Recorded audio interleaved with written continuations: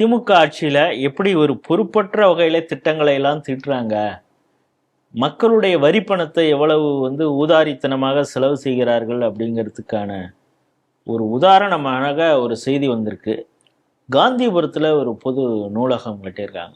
பிரம்மாண்டமான அது பெரியார் அறிவுலகம் அப்படின்லாம் அதுக்கு பேர் வச்சு, அதுக்கு பேர் என்ன வைக்கிறதுலாம் சொல்லிட்டு, அது நம்ம தான் திரும்ப ஆட்சிக்கு வரப்போகிறோம் அப்படின்னு நினச்சிட்டு ஸ்டாலின் போய் அங்கே விசிட்லாம் பண்ணி ஆய்வுலாம் மேற்கொண்டுருக்காரு. இந்த பிரம்மாண்டமான நூலகத்தை நம்ம ஆட்சிக்கு வந்த பிறகு திறந்து வைக்கலான்னுங்கிறப்ப விதி வலியதாக ஆகிவிட்டது. சரி, நாங்களும் தானே பெரியாரை வச்சிருக்கிறோம் அப்படின்னு சொல்லி ஆதவ அர்ஜுனாவும் போய் விசிட்லாம் பண்ணிட்டு வந்திருக்காரு. இப்போ என்னன்னா, எல்லாம் விசிட் பண்ணிட்டீங்க, அது இன்னும் 3 மாதம் ஆகும், அதோடைய சில ஒர்க்கெல்லாம் பண்ணணும்லாம் ஆதவ அர்ஜுனா சொல்லியிருக்காரு. இப்போ அதெல்லாம் ஒர்க்கு முடிஞ்சால் கூட திறந்து வைக்க முடியாத நிலைமையில் இருக்கிறாங்க. அதுக்கு அவங்க காரணம் என்னன்னு சொல்கிறாங்க, 5வது மாடி 6வது மாடி 2 ஃப்ளோர் இருக்குது, அதில் என்ன வரப்போகுது, என்ன கொண்டு வரப்போகிறாங்கன்னே தெரியல.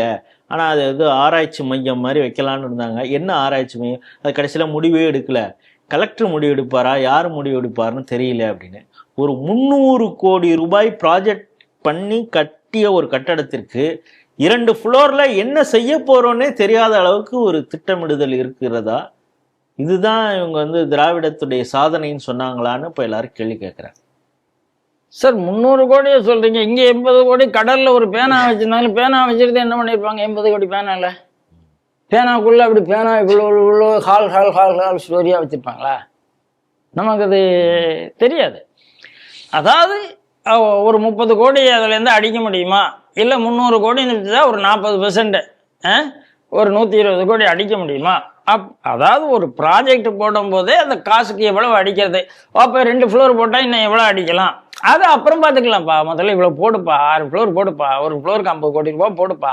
கட்டிடம் என்பதே கமிஷனுக்கான. ஆமாம், ஒரு கோடிக்கு 50 கோடி, ஒரு ஃப்ளோருக்கு 50 கோடி போட, 6 கோடிக்கு ஒரு 300 கோடி போட, 300 கோடியை போட்டுட்டு ஒன்று பண்ணு, அப்புறம் நம்ம பார்த்துக்கலாம்ப்பா, 5வது 6வது ஃப்ளோர்லாம் அப்புறம் பார்த்துக்கலாம்ப்பா அப்படின்னு சொல்லி தான் இந்த கட்டடம் வந்திருக்குங்கிறது தான் என்னுடைய பார்வை. ஆனால் இப்போ என்ன சொல்கிறாங்க, என்ன ஆராய்ச்சி, முதல்ல இங்கே இருக்கிற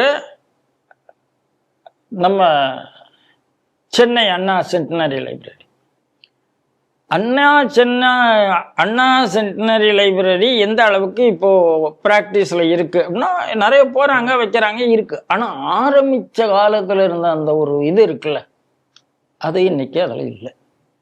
ஏன் இல்லை அப்படிங்கிறது ஒரு பார்வை பார்க்க வேண்டும். 2வது, அதில் ஒரு அநியாயம் இருக்கிறது. ஆன்மீகம்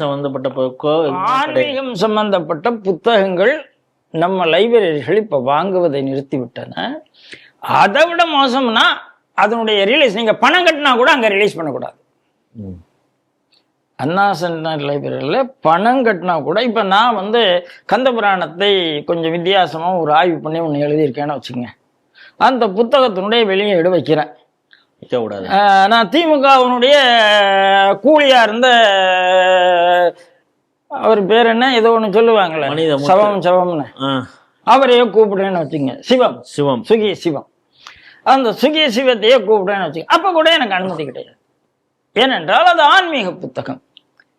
சார் என்ன நீங்க நடத்தி, அப்ப அது உள்ளுக்குள்ள இருக்கிறது என்ன, ஒரே குப்பை சத்த, அவ்வளவும் பெரியார் பெரியார் பெரியார், அடுத்தவன் பொண்டாட்டி எப்படி தூக்கிட்டு போறதுங்கிற புத்தகத்தோட எதுவும் கிடையாது. இதுல ஏதாவது ஆராய்ச்சி மையம் வைக்கணும்னா அவங்க யோசிச்சிருந்தாங்கன்னா, என்னத்தை ஆராய்ச்சி பண்ண வர எனக்கு அது புரியல. ஆனா கோயம்புத்தூர்ல பெரிய பிரச்சனை என்னன்னா, கோயம்புத்தூர் மாதிரி இடத்துல இண்டஸ்ட்ரியல் எஜுகேஷன் இன்ஸ்டியூட்ல லிங்கேஜே இல்லை. இன்னைக்கு அவ்வளோ பெரிய இண்டஸ்ட்ரி இருக்கு, அந்த ஊரினுடைய இண்டஸ்ட்ரி ப்ரொஃபைலு, அந்த ஊரினுடைய இண்டஸ்ட்ரி டெவலப்மெண்ட், அந்த ஊரினுடைய இண்டஸ்ட்ரி இனோவேஷன், இதை பற்றி அந்த ஊரில் உள்ள கல்லூரிகள் ஆய்வு செய்கிறதா என்றால், நம்ம நடுவில் சுதேஷ் ஜாகரன் மஞ்சு வேலை பார்த்தது இப்போ 8, 9, 10 நாளே மறுநாள் அடுத்த 3 நாள் சுதேஷ் இண்டஸ்ட்ரியல் ஃபேர் சுதேஷில் நடக்க போகுது. இந்த நேரத்தில் நாம் என்ன பண்ணோம், அந்த நேரத்தில் அந்த இண்டஸ்ட்ரியல் எஜுகேஷன் லிங்கேஜை கொண்டு வந்து அவர்களுக்கு ஒவ்வொரு இண்டஸ்ட்ரியினுடைய ப்ராஜெக்டை ப்ராப்ளம்ஸை ப்ராஜெக்டாக கொடுத்தோம். எஜுகேஷன் சொல்யூஷனுக்கு அதெல்லாம் நடந்து கொண்டிருந்தது. பண்ணலாமே, அங்கே அதாவது இண்டஸ்ட்ரிக்கு ஒரு ஃப்ளோரை கொடுக்கலாம், எஜுகேஷனுக்கு ஒரு ஃப்ளோரை கொடுக்கலாம், லிங்கேஜ் கொடுக்கலாம், எல்லாம் பண்ணலாம். மனசு வைத்தா பண்ணலாம். நீங்கள் ஐஏஎஸ் அதிகாரியை கூட்டு கொண்டு என்ன வைக்கலாம்னா அவருக்கு என்ன தெரியும்னு எனக்கு புரியலை. என்ன பண்ண போகிறாங்க? அந்த ஊரில் இருக்கிற ஒரு கொடிசியா பீப்புளை கூப்பிடுங்க, அந்த ஊர்லேயே ஒரு சீமா இருக்குது அவங்கள கூப்பிடுங்க, அந்த ஊர்லேயே ஒரு 15-18 இண்டஸ்ட்ரியல் அசோசியேஷன் இருக்குது அவங்கள கூப்பிடுங்க. இந்த பில்டிங்கை நீங்கள் எப்படி பயன்படுத்தலாம்னு சொல்ல போகிறாங்க. என்ன பிரச்சனைனா அரசியல்வாதிகள் அரசியலை தாண்டி யோசிப்பதில்லை என்பது தான் இந்த கமிஷன். அரசியல் இந்த ரெண்டை தாண்டி வந்தால் அது பயன்படும். பார்க்கலாம்.